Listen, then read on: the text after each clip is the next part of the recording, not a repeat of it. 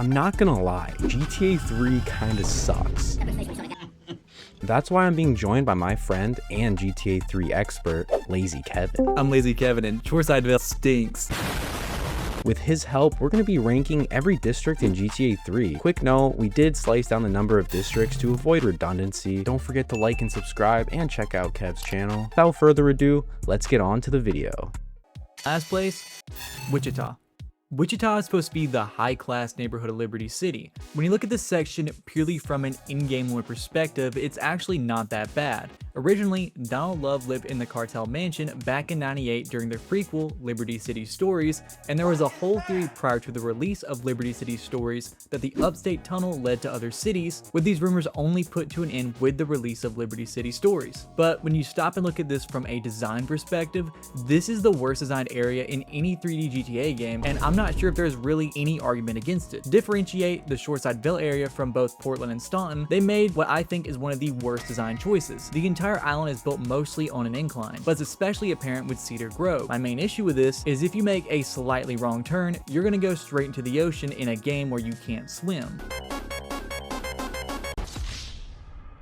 And when the paper-made cars are 3, if you try to drive around here after you beat the game, cartel members mow you down and blow up your car within seconds, which really makes this already hard enough to navigate area even harder to navigate. Another problem with this is when you do the taxi side missions for 100% completion, one of the spawns to pick someone up is down in the dirt off the side of the island. And with a side mode that you're timed in pretty harshly with, you either have to A, risk losing likely 45 seconds, or B, hope you don't damage your taxi too much when you drive off the side. That is if you don't go into the water. From the perspective of the rest of the districts in the area below feels like the basement of the island. The scenery of the area is really repetitive since 4 of the 5 buildings are copied and pasted in one section, with the last building basically just being a you can copy my homework, just make it look different. Even the small buildings next to it are the exact same the other 4 use, which for me makes this pretty hard to navigate. I had to use the billboards for landmarks to know where I was at any given time here. I get this came out in late 2001, but that's still not an excuse for a design flaw that obvious. Just south of the buildings is this huge lake as well for some reason. I think it was meant just to give a different scenery that hadn't really been used aside from the pond in Middle Park, but the amount of times I've accidentally driven into the lake is insane.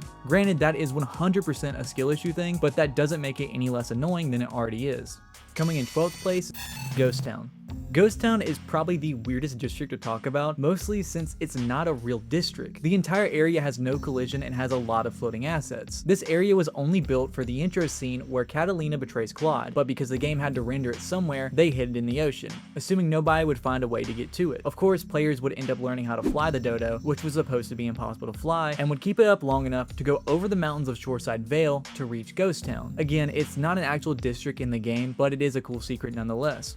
Coming in 11th place is Pike Creek.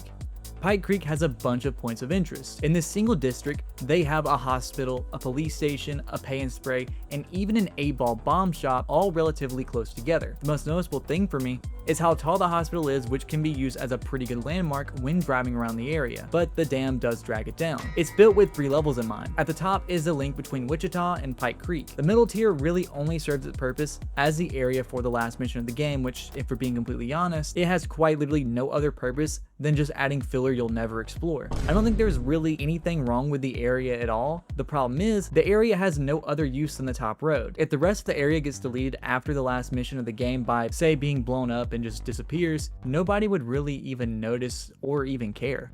In 10th place, it's Stadium.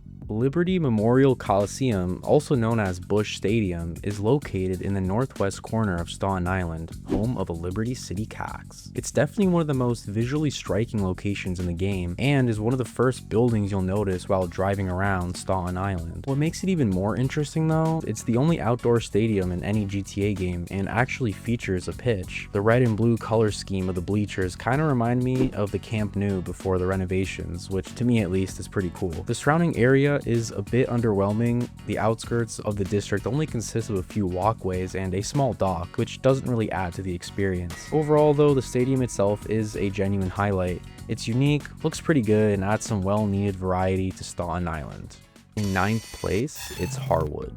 Harwood is located at the very north end of Portland and functions primarily as its industrial district. It's home to a handful of commercial businesses, a fire station, 8 Balls Auto Yard, and the Harwood Auto Crusher and Junkyard. The northern riverfront area is dominated by a massive concrete walkway, and the further east you head, the benches, trees, and lighting abruptly stop before the whole area phases into the wilderness. It's honestly super strange and makes Harwood feel unfinished. In terms of practicality, Harwood is decent, in theory at least. 8 Balls Auto Yard, Bomb Trap, and the Auto Crusher are necessary to complete some missions throughout the game, but beyond that, there isn't really a whole lot going on. Harwood is honestly quite bizarre, and that does make it a little interesting, but it's also very plain and boring that it doesn't leave much of an impression at all. The only standout here is that you can steal the Banshee from the Easy Credit Auto showroom, which is a nice bonus for visiting the area. In 8th, it's construction. Construction covers the top right area of Staunton Island, and as the name suggests, is dominated by building sites operated by the Atlantic Construction Company. It's also the home turf of the Colombian cartel, who you encounter throughout the story. This district also houses Carson General Hospital and Phil's Army Surplus, which alone makes it a reasonably useful area. Phil's in particular is somewhere you'll find yourself returning to, making it one of the more relevant spots on the map. Naturally, construction is the least developed area on the island since it's, well, under construction. But that does still take away from the area, especially visually. The area is bland, and the few buildings that are complete don't stand out in any way. You do complete plenty of missions here throughout the story of Staunton Island though, which I will give it a bit of credit for. In 7th, the FIA. The Francis International Airport, aka FIA, is located in the south of Shoreside Vale and is the only airport in GTA 3. For how primitive and compact the map of GTA 3 is overall, the FIA is quite massive and holds up fairly well compared to the other airports of future GTA titles. The main terminal itself is very large but unremarkable. We have to actually go behind it to see an interesting piece of architecture. It's a giant arch structure that looks like it's housing a UFO at the top. In my opinion, it's easily one of the coolest landmarks in the entire game. Beyond that, you have this large area of tarmac with planes scattered everywhere in complete chaos. Whoever's running this place clearly has no organizational skills. The sheer amount of space the airport occupies is honestly surprising, especially considering how small the rest of the map is. Part of me wishes that this area was maybe chopped in half to add a new district or two, but considering the other districts on Shoreside Vale, it was probably for the better. The FIA doesn't really feel like a realistic airport, however it fits GTA 3 extremely well, which brings Liberty City together as a whole. There's also a nice little fountain and statue tucked away in the east corner, and that makes for a pretty chill area to hang out in.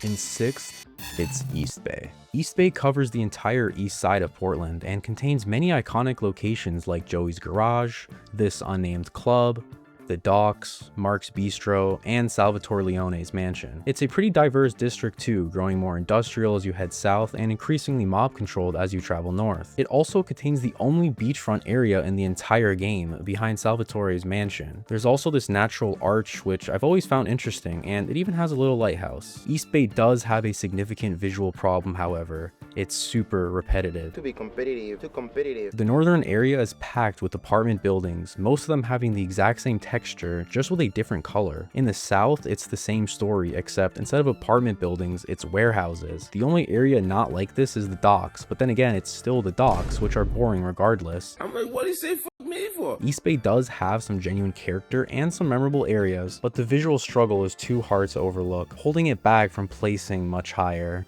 5th place, it's Newport. Newport is located on the east side of Staunton Island and naturally is one of the most heavily developed districts in the game. It features a dense mix of mid-rise buildings and towering skyscrapers that give it the iconic New York City feel. It's not all high-rises though, as it comes with plenty of amenities including 8 Balls, Pay and Spray, and Ammunition, Asuka's condo, and Tony Cipriani's safe house in LCS. Mama. Compared to many parts of Portland, Newport, and Staunton Island in general, benefit from a much greater variety of architecture, which goes a long way to prevent that copy and paste feel. Due to its central location, Newport features heavily in missions throughout the story, and becomes the first area on Staunton Island that you really get to know. At this point of the story, it's under the control of the Yardies, which by the way, where are my Jamaicans at, man? Comment below. My only gripe with Newport is how annoying it can be to traverse. Due to its many layers of roads, sometimes going in a certain direction requires you to take detours and go in completely opposite directions, which annoys me. Overall though, Newport has a strong identity, good practicality, and enough variety to make it one of Staunton Island's most worthwhile districts to visit. In 4th place, Belleville Park. Belleville Park is one of the most underrated areas in the series. Most people only view it as a big rectangle in the middle of the way, which is fair, but it has a density of detail that isn't seen throughout the rest of the game. Just to name a few areas just inside the park itself, you of course have the integral bathrooms, a long statue that I couldn't find the name of when researching for this, a pond with an island in the middle, a house, 2 basketball courts, a tiny bridge, and the terrain in the area feels like what they should have done with Shoreside Vale, rather than making the area feel like a worse version of San Fierro from San Andreas. Outside of the park itself, all the roads around it are mostly straight lines designed to be easily traversable, making it one of the best places for casually driving around in the game. In 3rd place, the Red Light District. The Red Light District is located on the west side of Portland and is the smallest district in Portland. True to its name, it's a pretty shady area and is also where you'll find Luigi's Club. Driving down the strip is genuinely entertaining. The storefront signage and posters are hilarious. Rockstar did a great job giving the area its own sleazy personality. More importantly though, this is also where you find Claude's safe house, making it the starting area of GTA 3. For that reason alone, it's one of the first places you get to know and holds some nostalgia for me. There's also a few amenities scattered around like an ammunition, a pay and spray, along with Luigi's itself. Visually, it's unsurprisingly pretty gray, but the neon lights and bright colors of the strip do liven up the area quite a bit. Claude's safe house on the other hand, like, are you serious? What is this? There is also a small riverfront area which has potential, but it's just so barren. Heading north, you can find a small park, a good spot for chilling or picking up phone missions. Overall, the Red Light District earns its high rating not only due to it being the starting area, but also because of its bright colors and uniqueness, especially compared to the other districts of GTA 3. In 2nd place, Downtown Staunton. Downtown Staunton is so much better than people even realize. Looking at the layout, it's one of the best places to travel because, unlike Shoreside Vale, it was designed with the same style of grid used in the real-life Manhattan City, which means some turns aren't a full 90 degrees, which makes it easy to keep speed when going fast. But the real highlight of the area is the amount of detail put into the buildings. Take Kenji's Casino for example. It has this neon blue styled aesthetic, which makes it, in my opinion, the best looking building in the game. That is also paired with the rest of the landmarks like the courthouse, the Morningstar building, and even the cathedral. All these landmarks let you know exactly where you are at all times while adding character to the environment, making driving through downtown one of the most visually and mechanically enjoyable things that you can do. And in first, Chinatown. Chinatown sits in the southwest corner of Portland and is home to a large Chinese population. What makes Chinatown stand out immediately is its design. It's a juxtaposition of American urban architecture and authentic Chinese aesthetics, which give it an extremely unique look. There's plenty of areas to discover here as well, like the fish markets, Punk Noodles, Greasy Joe's Diner, and the Turtlehead Fish Factory. Well, before Claude nuked it, I mean.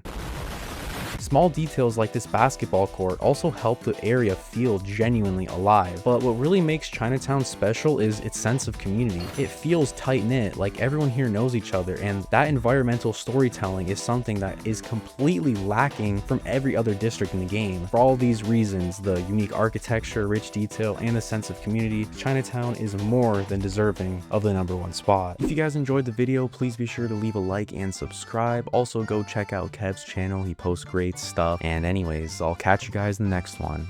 Bye.